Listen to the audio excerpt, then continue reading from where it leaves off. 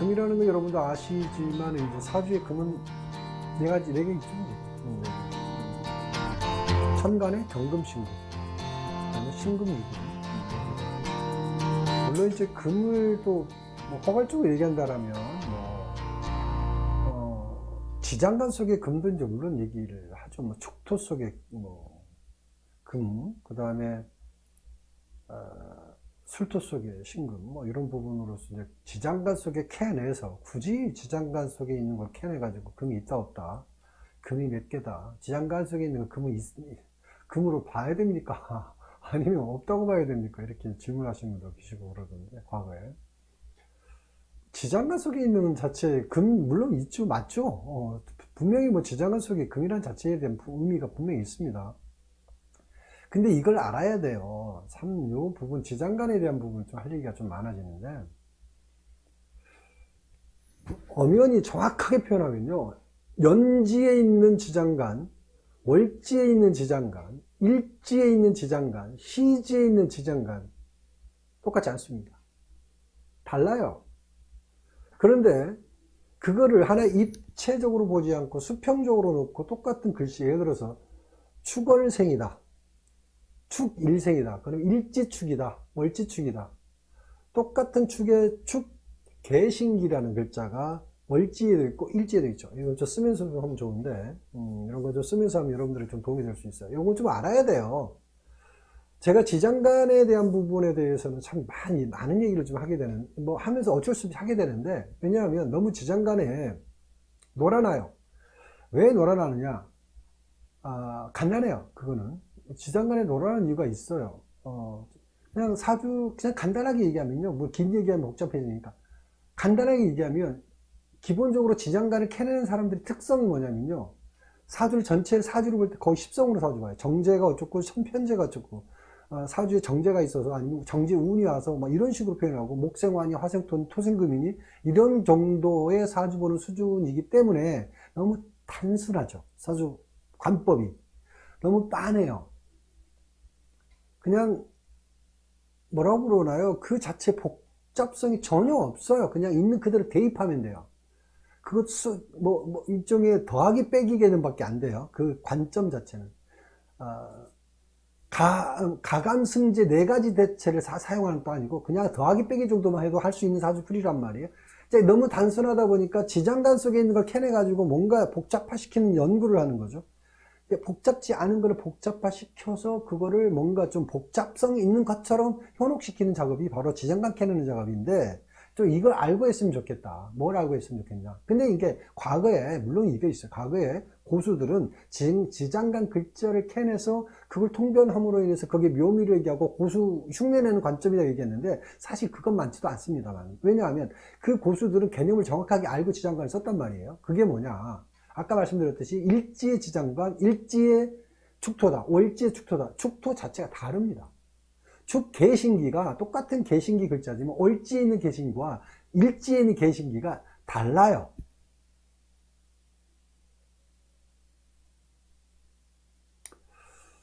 이 다름을 모르고 똑같은 관점에서 월지의 축개신기, 일지의 축개신기를 똑같은 관점에서 통변을 한단 말이에요.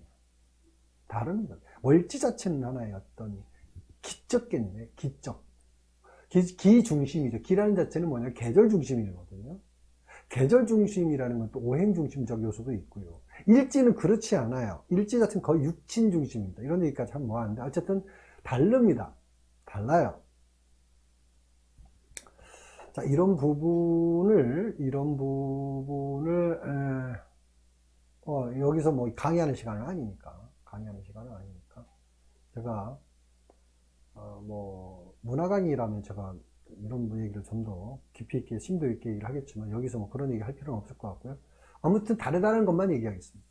근데 그걸 너무 개념 없이 지장간 속에 빠지는 행위는 자살골 넣는 거하고 똑같아요. 자기 스스로가 자기 무덤 파고 들어가는 거하고 똑같습니다. 그래서 쓸데없이 지장간 캐내는 거는 아주 무모한 애들 장난하고 있는 거하고 똑같습니다. 왜 애들 장난한다? 그냥 아까 얘기했듯이 좀 내가 사주 보는 게 너무 단순하니까, 십성으로만 보는 게 너무 좀 미안하니까, 손님한테 미안하거나 통변하는 게 미안하니까 쓸데없이 지장간 캐내면서 뭔가 오묘한 게 있는 것처럼 현혹시키는 작업이 지장간 캐내는 작업을 하고 있다는 거 아쉽죠? 아쉽죠. 그렇게 생각하면 돼요, 사실요. 그 별거 없습니다. 별거 없어요. 어쨌든 그렇게 뭐 지장간은 얘기 갑자기 하게 됐는데, 자, 그래서 이 얘기다 그랬구나.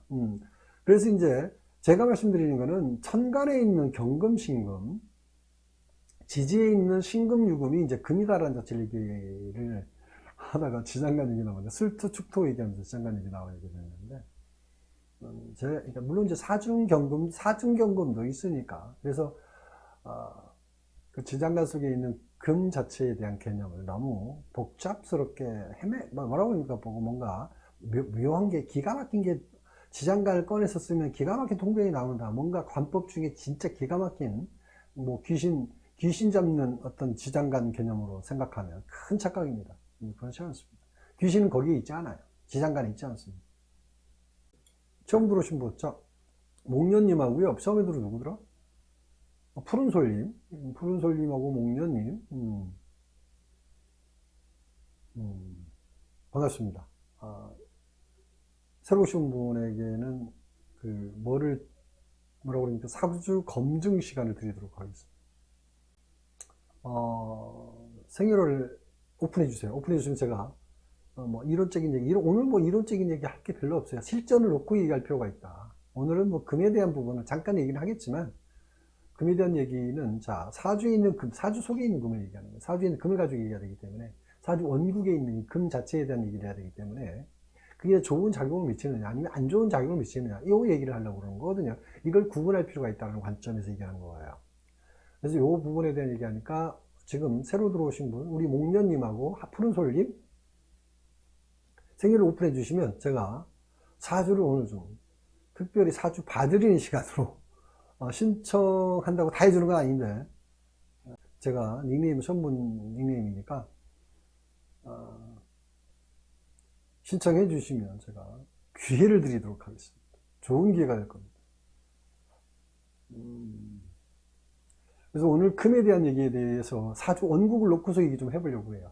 이제 이거는 실전을 통해서, 실전 사주에 들어있는, 예를 들어서 푸른솔님 사주 속에 들어있는 사주에 금, 푸른솔 올려주셨네요. 네, 좋습니다. 일단 사주의 금의 작용에 대한 부분을 좀 이제 얘기 좀 할게요. 금에 대한 작용. 같이 한번 봅시다, 여러분. 우리 푸른솔님 사주예요. 금이 이제 6월에 태어나신 분이시죠? 6월에 태어나셨어요. 이 사주 딱 보자마자 아쉬운 부분부터 얘기한다라면, 6월에 태어난 건 좋은데 태어난 시가 조금 아쉽죠, 그죠? 태어난 시가 좀 아쉽다라고 얘기할 수 있는 부분이 있고, 왜냐면 태어난 시가 뭔가 좀 받쳐줬다라면 좀 직업적인 부분에 쭉 길게 오랫동안 어떤 한 직업을 꾸준히 할 수 있는 여지가 생길 텐데, 그 부분이 안 돼서 그 부분이 안 돼서 조금 아쉽다라고 얘기할 수 있고, 자, 일단 간목일간이 6월에 태어났다라는 거, 근본적으로 간목일간이 6월에 태어났다는 거는 어떤 겁니까? 좋은 계절에 태어났죠. 그죠? 좋은 계절에 태어났죠. 좋은 계절이라는 거는 간목일간 입장에서 봤을 때는 자기 뜻을 펼칠 수 있는 환경이라 얘기할 수 있거든요. 사실 그래서 간목일간 입장에서는 사실은 지금 저 사주는 어떻게 얘기하죠? 자, 아까 지금 제목이 뭐였죠? 오늘 제목이 사주에 있는 금이 좋은 작용인지 안 좋은 작용인지. 기본적으로 저 사주의 금 작용은 굉장히 일단 좋습니다. 특히 이 계절적 금은요, 간목일간이 생존하기, 그러니까 일단은 모든 사람들은 세상에 내 뜻을 펼치고 먹고 사는 방편으로 직업성을 갖는 환경이니까, 금이 간목 입장에서는 내 뜻을 펼칠 수 있는 원만한 환경이라는 부분을 설정해 주고 있는 그런 계절이라는 거죠. 자, 이 계절 부분이 좋은 계절에 태어났지만, 이제 계절을 받쳐주느냐 못 받쳐주느냐에 따라서 저 계절이라는 부분을 역행하느냐 순행하느냐. 자, 흐름적으로 봤을 때, 자, 봅시다. 지금 28, 38, 자, 여태 48 넘어가면서 뭔가 모르게 좀 뭐가 와죠? 약간 변화가 올 수 있는 여지를 좀 가죠. 그래도 꾹 참고 간다라면은 어떻게 돼요? 꾹 참고 간다라면 갈 수 있는데 이때 좀 바뀔 수 있는 여지가 있는데 58대운 넘어서 그죠?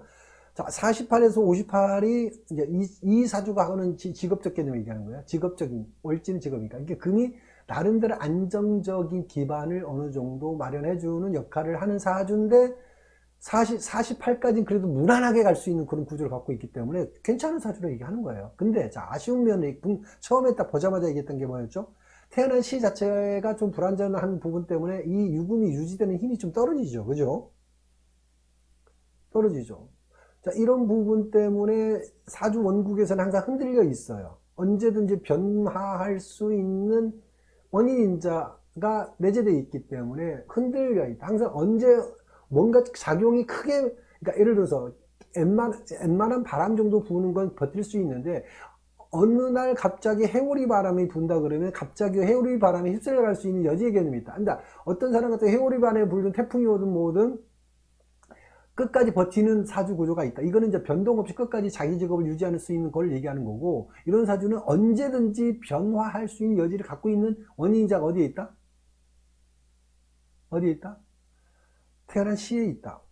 태어난 시로 인해서 결국 이 사주가 변동에 대한 여지 기운을 갖고 있다. 그 아쉬움을 먼저 원국에 있고, 그 다음에 대운에서는 어떻게 되어 있어요? 대운에서는 48대운까지는 그냥 꾹 버티고 갈 수 있는 부분은 있으나 48대운 넘어서는 이제 선택적으로 변화할 수 있는 여지를 갖고 있죠. 이때 착각을 불러일으키게 되면은 직업적 변화가 나올 수도 있는 환경. 이 시기라는 48이라는 거는 1, 2년 빨리 올 수도 있고 늦게 올 수도 있는 여지를 얘기를 하죠.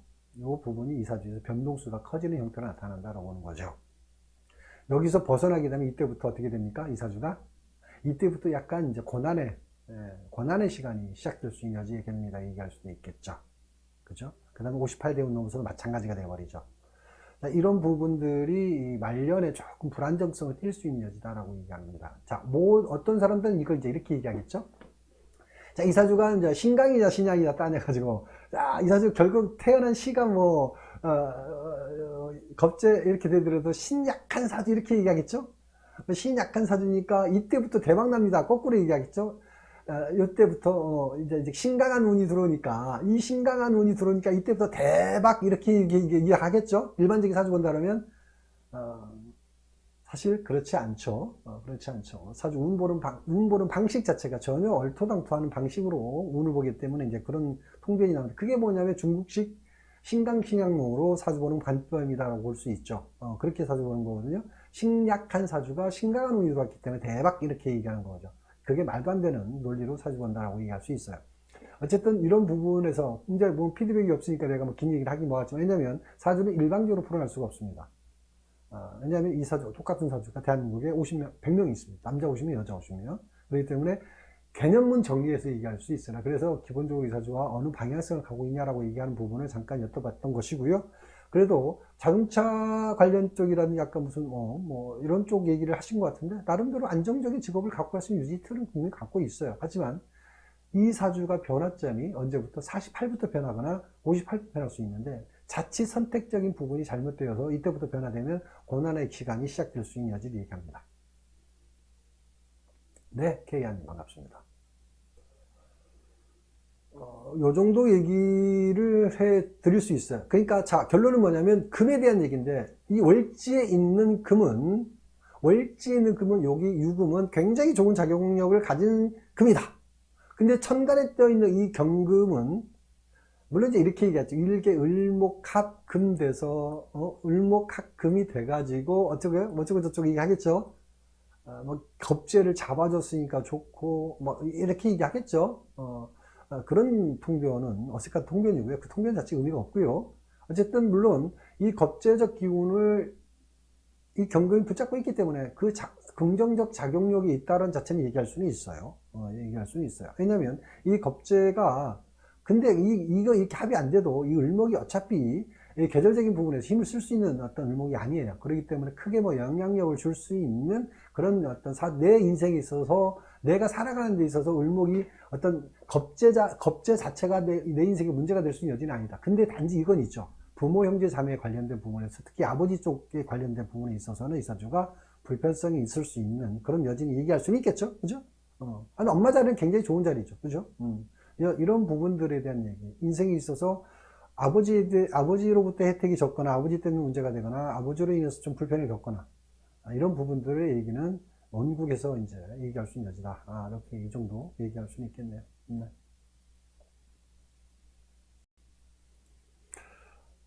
그러니까 말씀드렸듯이 이제 우리 푸른솔님이 이제 뭐 오늘 처음 들어오셔서 이제 방식을 몰라서 그러는데 사실 피드백이 없으면 사실 뭐 제가 뭐 신도 아니고 일방통행하면서 그렇게 사주 볼 수 있는 뭐 그렇게 또 물론 여기 예를 들어서 오프라인에서 사주 본다면 1시간 동안 입 다물고 있어도 1시간 동안 혼자 떠들어요.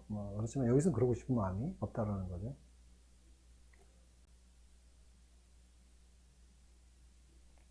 목련님이 74년 음력으로 1월 1일 생이라고 그랬죠. 설날, 옛날 같으면 설날이었는데, 설날 때 어머니가 고생하셨네. 어머니한테 잘하셔야 되겠다. 그죠? 목련님. 설날 때, 그나마 또 새벽에. 옛날엔 설날이, 이때, 70년대 설날은 또 의미가 있었던, 상당히 의미를 뒀던 설날인데, 그때 새벽에 어머니께서, 설날도 제대로 못 치렀겠네. 그쵸? 새벽에.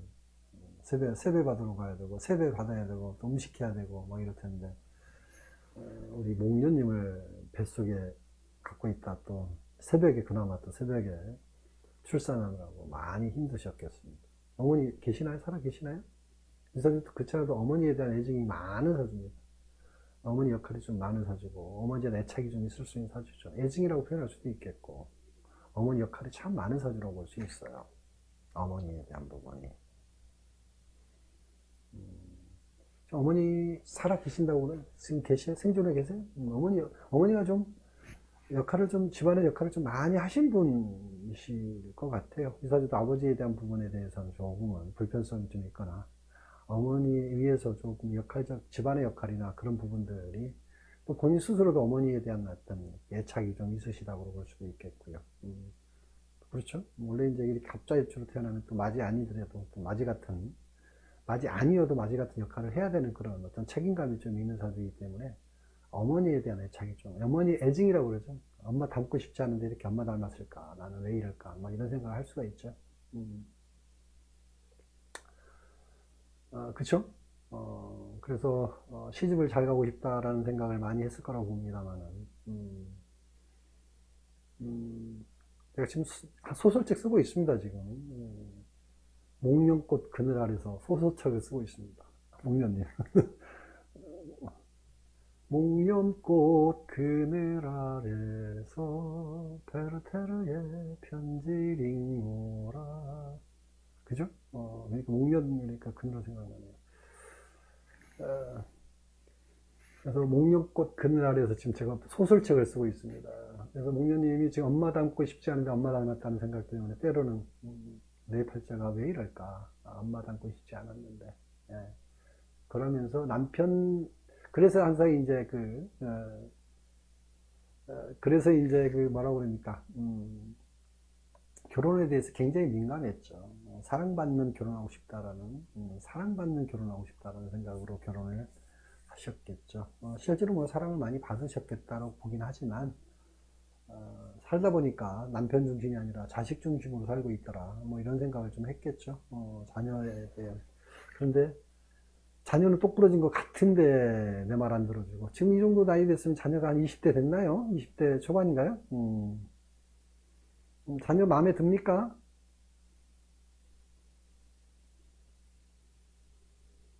자녀 마음에 드는 자녀 있으신가요?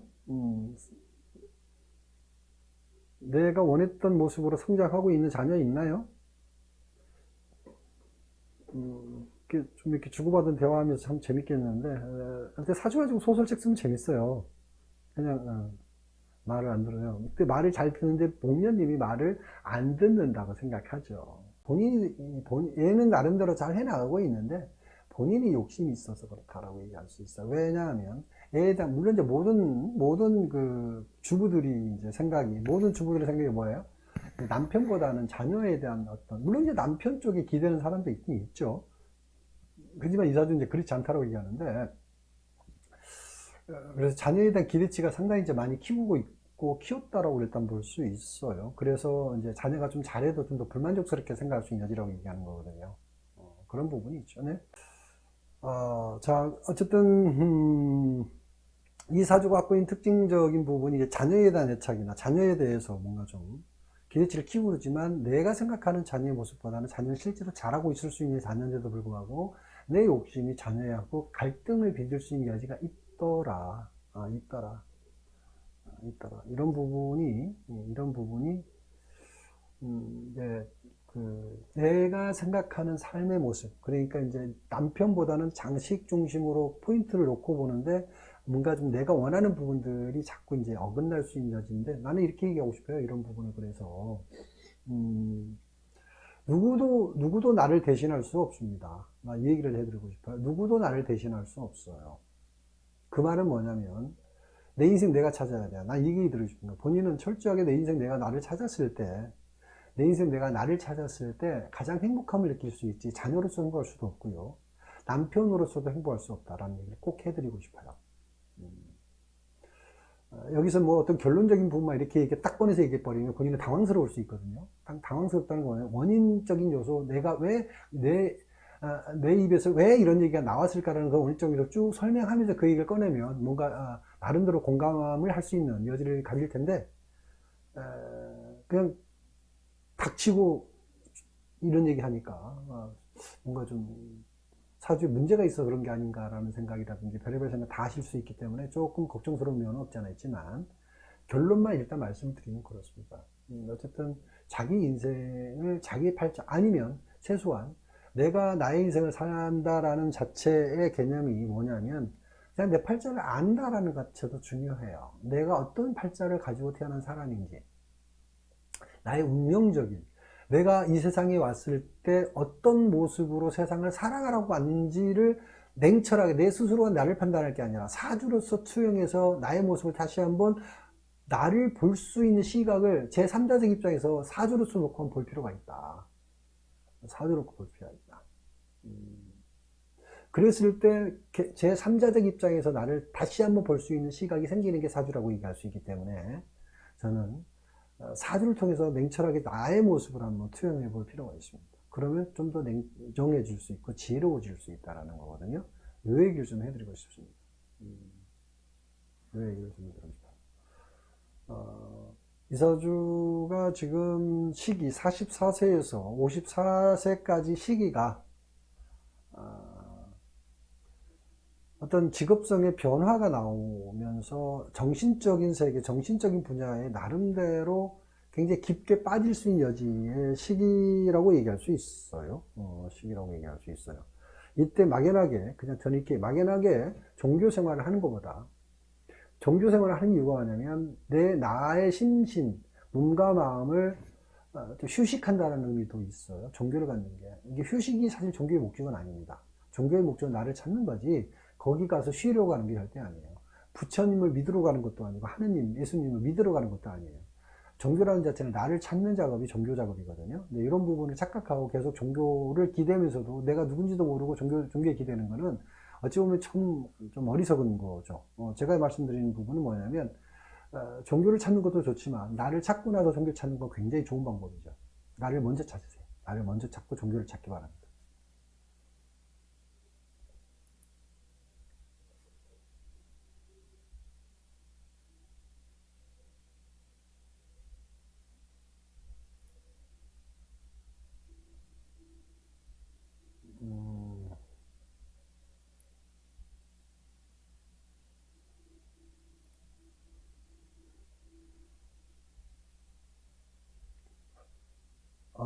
결혼하고 많이 안정을 찾았어요. 네, 물론 결혼이라는 부분에서 본인 스스로가 아까 말씀드렸지만 굉장히 신중하게 결혼할 수 있지만 남편이 내 것을 해줄 수는 없다. 왜냐하면 본인 사주가 지금 갖고 있는 특징이 뭐냐면 아까 얘기했지만 나를 찾아야 돼요. 먼저. 나 자신의 행복은 나한테 있다는 자체를 먼저 찾고 갔을 때 남편한테 기대도 안 되고 자식한테 기대도 안 된다는 자체를 아까 말씀드린 거거든요.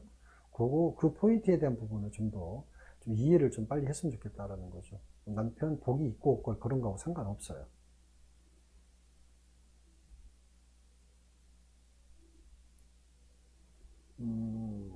사실 이 사주로서 그냥 이렇게 좋은 얘기만 가지고 얘기해 주는 게 중요한 게 아니고요.